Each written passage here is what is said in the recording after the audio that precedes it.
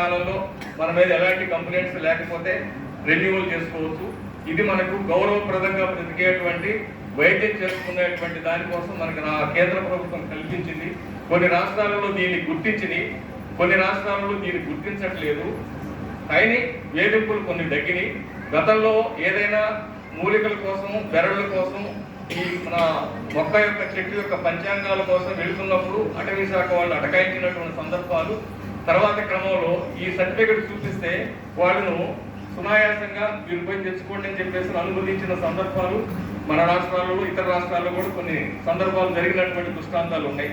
అందువల్ల ఇది ఎంతో ఉపయోగకరమైంది. రాను ముందు ముందు కూడా ప్రభుత్వాలు గుర్తించేటువంటి అవకాశం ఉన్నది.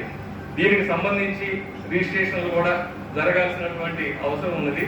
దీనికి మన సంఘం తరఫు నుంచి అందరినీ కూడా ఏకీకరణ చేసి సంఖ్యాబలాన్ని పెంచుకొని ప్రభుత్వానికి, కొన్ని సంఘాలు ప్రభుత్వాలను శాసించే స్థాయికి ఎదిగినాయి.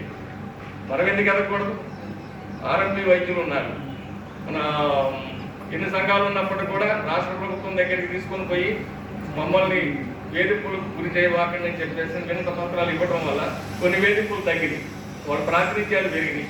మనకు కూడా మన పారంపర్య వైద్య మహాసంఘం కూడా ఆ స్థాయికి చేరుకొని ప్రభుత్వాలను మనం విన్నవించుకొని మన సమస్యల్ని ప్రభుత్వం దృష్టికి తీసుకొని పోయి మనకు కూడా